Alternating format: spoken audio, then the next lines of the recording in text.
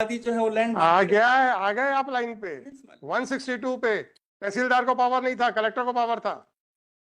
मुफ्त की जमीन लेके आप कहते हैं कि हमें बेघर ना करो। क्यों ना करो भाई? तहसीलदार बांटे चला जा रहा है बिना ये फाइंडिंग देते हुए कि 1/10/59 को वो कब्जे में थे।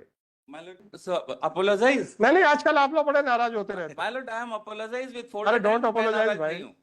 जो मैंने आपसे कहा था वो गलत था, but it was just in order to bring us Litigation against the action of the my lord sub-divisional officer Revenue Majgawa and Collector Satna.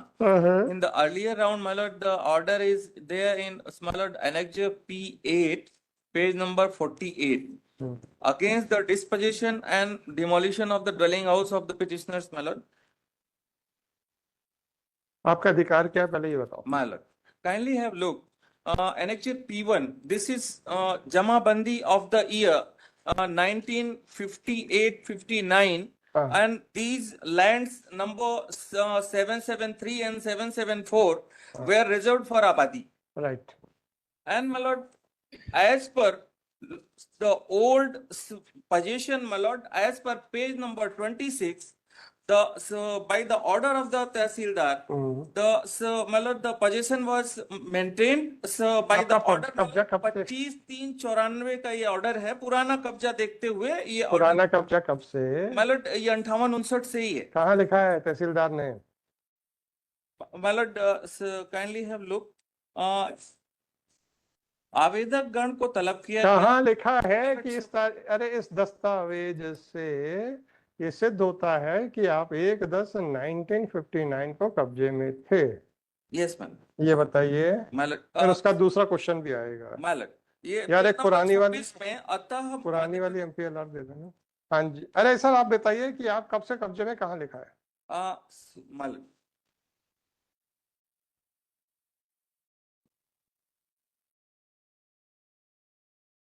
ये ऑर्डर ही 94 का पुरानी वाली यार। 94 का ऑर्डर बनवाई थी ना। 94 के आदेश में कहाँ लिखा है कि आप 1/10/1959 को इस आधार के ऊपर कब्जे में थे? मतलब अगर 94 भी मान लें, ऑर्डर की डेट ही मान लें, ऐसा फिर आपके पास कोई अधिकार नहीं। मतलब काइंडली हैव लुक। इसके बाद इन्होंने P3 के अकॉर्डिंग मतलब 10,000 स्क्वायर फीट में माना। फिर इसके बाद मतलब page number 28, that is for the next petitioner मतलब इन्होंने 773 खसरा नंबर पे माना 10,375 स्क्वायर फीट पे। एंड मतलब किस प्रावधान में किया सर? मतलब ये पुराना जो 115 116 जो ऐसा वो करेक्शन ऑफ रेवेन्यू रिकॉर्ड्स नहीं, कन्फरल ऑफ राइट्स की बात बताइए किस प्रावधान में किया? मतलब सुपर मतलब पोजीशन इज कंसर्न। पोजीशन नहीं होता सर ऐसे। उसमें भूमि स्वामी राइट्स दिए जाते थे। कैसे दिए गए सर ये बताइए। किस कब्जे के ही आधार पर भूमि स्वामी। कौन सा प्रोविजन? मतलब आबादी पे घर बनाया था। कौन सा प्रोविजन? मतलब काइंडली हैव लुक दिस 256 मतलब जे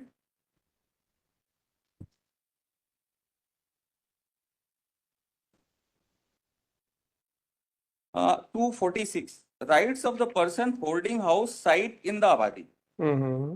मतलब चूंकि आबादी में इनका घर बना हुआ था और 94 के ऑर्डर में। मेरे भाई, every person who lawfully holds any land on a house site in the आबादी immediately prior to coming into force of MPLR code। Yes मैलट। तो आप बताइए ना 1/10/59 को थे आप कब्जे में? पूछ तो रहा हूँ। मतलब kindly have look this piece page number 6 of my petition। Petition नहीं, डॉक्यूमेंट्स बताइए आप। पिटीशन में डॉक्यूमेंट इज कंसर्न मालट ये सन 2002 संवत 2002 का पेज नंबर 12 पे रीवा रियासत का जो है डॉक्यूमेंट है मालट। इस पे भी आबादी दर्ज है और 73 में भी और 74 में भी। आपका कब्जा कहाँ दर्ज है ये बताओ। सुपर कब्जा कंसर्न मालट, kindly have look this page number 22। This is again जमाबंदी ऑफ द सेम मालट। कब्जा कहाँ है बस वो बताओ। हाँ ये इसमें खाता नंबर 187 में पेज इन्होंने नंबर काटा है, मेरा नाम गोला लगाया है, मकबूल मकबूजा अहमद, पेज नंबर माय लॉर्ड 22, 22 तो नहीं है सर ऐसा कुछ। Page number 22। अच्छा 23 ये देख, एक सेकंड सर।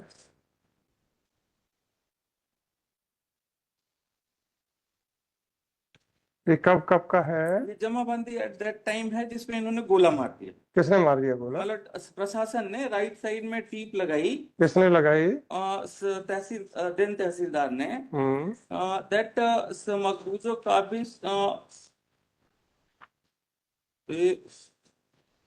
बनाम उस वारिसान पिता राम प्रसाद, ये मेरा कब्जा काट के और दूसरे का कब्जा दर्ज किया। तो ये कब का है?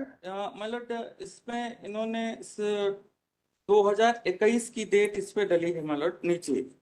ये जमाबंदी कब की है? जमाबंदी तो मतलब बात की है, बट बात की है ना, तो बस हो गया, कहानी खत्म। नहीं, but my Lord the thing is कि पहले मेरा कब्जा था और काटा गया। वकील साहब आपको मालूम है, बहुत अच्छी बात है, आप कानून को बता दीजिए, सीधी सी बात। माय लॉर्ड, आपके पर्सनल सेटिस्फेक्शन से मतलब नहीं है, आप तो मुझे डॉक्यूमेंट्स बताइए कि 59 के पहले का कौन सा डॉक्यूमेंट है, बस इतना सा बता दो।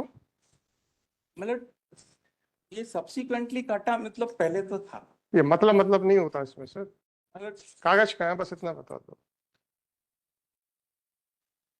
मतलब 94 में भी उस ऑर्डर में भी लिखा कि पुराना कब्जा है, बट तहसीलदार साहब अपनी सरकारी जमीन को अपने गले में डली सोने की चेन समझ के बांट रहे थे।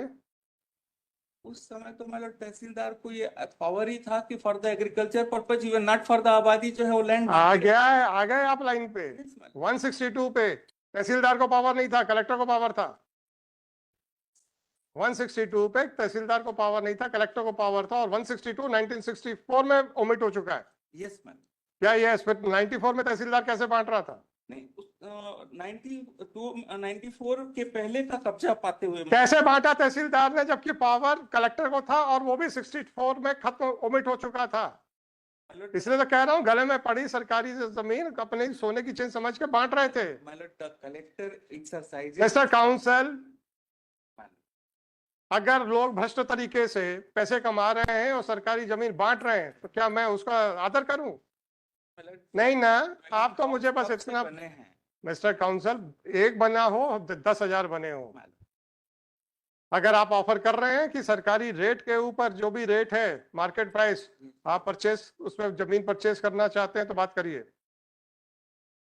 मुफ्त की जमीन लेके आप कहते हैं कि हमें बेघर ना करो, क्यों ना करो भाई? आप खरीद लीजिए, हम शासन से कहते हैं बेचो। एंसेस्ट्रल है मालूम, एंसेस्ट्रल है क्या, तो क्या हो गया आपका? आपका ये जो है, आपने ये डॉक्यूमेंट्स लगा के आपने एडवर्स पोजेशन वाला भी क्लेम खत्म कर दिया, क्योंकि अब आपने इसको परमिसिव पोजेशन की कैटेगरी में लेके आ गए हो, और परमिसिव पोजेशन पे एडवर्स पोजेशन होता नहीं है। आपने अभी ध्यान नहीं दिया, मैंने क्यों अपने रीडर से पुरानी एमपीएलआरसी मांगी थी। 162 सेक्शन 1964 में ओमिट हो गया है, और 1964 से पहले कलेक्टर को पावर था, और 1964 के बाद किसी को पावर नहीं है, और वो भी भूमि स्वामी के लिए था, और तहसीलदार बांटे चला जा रहा है बिना ये फाइंडिंग देते हुए कि 1/10/59 को वो कब्जे में थे। आप कहते हैं कि साहब वो सब सही है। नहीं मतलब इस ऑर्डर को पढ़ने लायक तो है मतलब। अरे नहीं साहब, नहीं पढ़ने लायक, क्योंकि मैं पढ़ चुका हूँ। आप मुझे इतना बता दीजिए, कहाँ तहसीलदार ने लिखा है कि 1/10/59 को ये कब्जे में थे और उसका आधार ये है, बस इतना बता दो मेरे को, कहानी खत्म। सर कहाँ बचा है सर केस? मतलब ये 58-59 की खितौनी है जिसपे गोला लगा। आप तो मुझे तहसीलदार का आदेश बताइए, कहाँ लिखा है कि 5/10/59 को ये कब्जे में थे? मतलब ये वार्षिक खितौनी। अरे आप वो आदेश जो कह रहे थे कि पढ़ने लायक है, क्या बात कर रहे हैं यार? कभी आप कहते हैं पढ़ने लायक है, फिर आप उसको, बघेल साहब अगर वो पढ़ने लायक है तो पढ़ो ना, वही तो कह रहा हूँ। I am reading on page number 26। आवेदक गण को तलब किया गया, परंतु उनके द्वारा सम्मन लेने से इनकार किया गया, जिससे कि विरुद्ध मध्य प्रदेश भू राजस्व संहिता 1959 की धारा 35(2) के तहत एक पक्षी कार्यवाही की गई। आवेदक गण के साथ लिए गए अनावेदक गण व मुस्ताद बलदेव प्रसाद पांडे के समक केदार उर्फ ये जो हमारा कब्जा कटा था उसके मेरे खिलाफ भाई निवेदन कर रहा हूँ बार बार, मैं- 1-10-59 वाला पढ़ के बता दो जो आप कह रहे हो, आदेश पढ़ने लायक है। पटवारी ने मौके से नाम को प्रतिवेदन प्रस्तुत किया। आरजी क्रमांक 774/3 मतलब I may be permitted to ask for the document which sorry sir, आप विड्रॉ कर लो, फ्रेश फाइल कर लो, कोई प्रॉब्लम नहीं। मतलब उसका घर गिर रहा है। हो जाए सर, आपको क्या मैं क्या करूं उसके लिए? मतलब मैं क्या करूं मेरे भाई? मैंने कौन सा प्रश्न पूछ लिया? बघेल साहब मैंने आपसे पूछा क्या? माइलॉर्ड हैव आस्क्ड कि आप ये बताइए कि 58-59 में आपका जो है कब्जा ये बेसिक क्वेश्चन नहीं है। आपने 246 पढ़ा ना सर? माइलॉर्ड और 246 की लाइट में मेरा क्वेश्चन सिर्फ 246 के उसमें 110/1959 ना लिख के date of coming into force of MPLR से है। मैंने वो सेंटेंस लंबा ना करके 1-10-59 बोल दिया। 246 आपने पढ़ा, मैंने नहीं पढ़ा। जब आपने पढ़ा तो उसका अंतर तो आपके पास होना चाहिए ना। ये पेज नंबर बता दो ना मेरे। पेज नंबर 22 जो कुछ नहीं है उसमें। मतलब जमाबंदी 58-59 की जो है जो जिसपे हमारे नाम पे गोला लगाया इन्होंने बाद में जो है ये अपने आप शो करता है मतलब कि ये हमारा एंट्री था। अच्छा चलो आगे कंप्लीट करो, कंप्लीट करो। I am seeking permission for the some more. No sir, so sorry, please. My lord, so my humble submission, my lord, that in this rainy season, if the demolition is being made, Yeah, this is none of my business, sir. मैंने मात्र कानून को uphold करने के लिए शपथ ली है। if my lord, ये शासन का है। शासन लोगों को अगर फ्री में रहने देता है हमें कोई आपत्ति नहीं। पॉलिसी बनाना शासन का काम है। Where there are entries in the my lord Jamabandi of 1958 and 59, and that have been amended subsequently. As per it is shown on page number 20. आप कंप्लीट करो सर, अब तो कंप्लीट करो। My lord, आप बताओ 58-59 की जमाबंदी में आपका नाम कहाँ है? My lord, पेज नंबर 22 में 22 पे 58-59 कहाँ लिखा है? My lord, ये 22 पे 58-59 कहाँ है? ये पेज नंबर 17 पे 17 पे आपकी एंट्री कहाँ है? 17 पे वो रिजर्व हुई आबादी के लिए। आपको कब अलॉट हो गई? My lord, 58-59 में जब आबादी बनी तो 1-10-59 को तो आपका कब्जा था ही नहीं। My lord, kindly have look of the wording of this page number 50, my lord, page number 22. इस पे लिखा है ग्राम मजगमा तहसील रघुराज। अरे बघेल साहब धैर्य पूर्वक बहस करो, हमें मत बताओ कि साहब उसको बारिश में मकान गिरने वाला है। बारिश पे मकान गिरने के लिए आप धैर्यपूर्वक अच्छी से बहस कीजिए, जो प्रश्न आ रहे हैं उसका अरे मेरी विजडम छोड़ो, आपकी विजडम की जरूरत है। मिस्टर बघेल, वार्षिक खतौनी के नीचे कौन सा साल लिखा हुआ है ये बताइए, पेज नंबर 22 पे। आप जबरदस्ती मुझे उसको 58-59 से पुराना बता रहे हैं। इस पे लिखा है 53 के पूर्व। कहाँ लिखा है? ये कहाँ लिखा है? ग्राम मजगमा तहसील रघुराज नगर जिला रीवा। जबकि 58-59 की जमाबंदी में आपका नाम नहीं है। 58-59 की जमाबंदी जो पेज 17 पे है उस पे आपका नाम नहीं है। आबादी के लिए रिजर्व है केवल। तो जब आबादी के लिए रिजर्व की गई 59 में, तो फिर उससे पहले आपका आबादी के रूप में कैसे आ गया? आबादी ही लिखा जाता था सबके लिए। अरे हाँ तो ठीक है ना, आबादी ही रिजर्व हुई है 59 में और उसी में घर बनाए। बघेल साहब आपको अगर नहीं समझना है तो मत समझिए।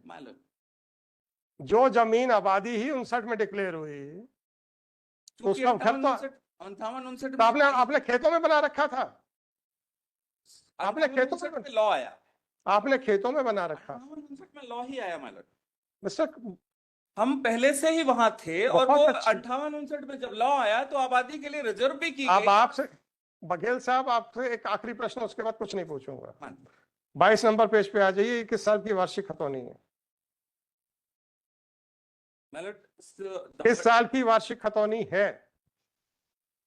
एक आंसर दीजिए मेरे को। It is eligible. एलिजिबल है ही नहीं लिखा है और उसके ऊपर बकायदा डार्क कर दिया गया है। जहां पे लिखा जाना था या लिखा होगा वहां पे डार्क कर दिया गया है, और आप मेरे को यहाँ पे That's why आप मेरे को यहाँ पे डांट रहे हो यार। My lord, so with the folded hand, I'm seeking permission. अरे मत हाथ of जोड़ भाई। Some more document. नहीं सर, तो मैं विड्रॉ करने की लिबर्टी दे दो, कल फाइल करो, कौन My मना lord, कर। since the demolition is on, my lord, क्या हो गया? अगर मैंने आपको 2 हफ्ते का समय दे दिया तो क्या डेमोलिशन रुक जाएगा? मैं तो क्लियर कर दूंगा कि कोई स्टे नहीं है,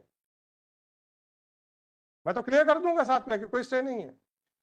अगर आप वहां कहेंगे पिटीशन पेंडिंग है इसलिए आप मत करो, तो वो तो मैं क्लियर कर दूंगा। तो आप ये बताइए कि जिस डॉक्यूमेंट को आपने रिलाई करना है उसमें उसमें मैं eligible. एलिजिबल है और मेन एंट्री एलिजिबल की गई है। जब मेन एंट्री एलिजिबल की गई है तो मैं क्यों मानूं उसको? और आप पर जबरदस्ती नाराज हो रहे हैं मेरे। I apologize. नहीं, आजकल आप लोग बड़े नाराज होते रहते हैं। My lord, I am apologize with अरे folded डोंट hand. मैं अपोलोजाइज नाराज भाई, नहीं हूँ। Don't apologise. और जबकि मैं आपको पेज नंबर 17 में 58-59 की एंट्री दिखा रहा हूं, Yes, my lord. और जो एंट्री पे आप रिलाई कर रहे हो उसमें खतौनी का साल गायब कर दिया गया है। गायब किया गया है, नहीं, ये आपका my lord. डॉक्यूमेंट है, मेरा Well, डॉक्यूमेंट नहीं। that's why I'm saying eligible. But अरे भाई साहब, intention I can't say that. मैं I have आपका something. देखिए, अगर मैं आपसे कहूं कि बघेल साहब आपने किया है, तब तो आप मानिए कि मैं आपको कह रहा हूं। जब तक मैं ये लाइन का प्रयोग नहीं करता तब तक ये मान के चलिए हर ऑब्जर्वेशन आपके पक्षकार के लिए।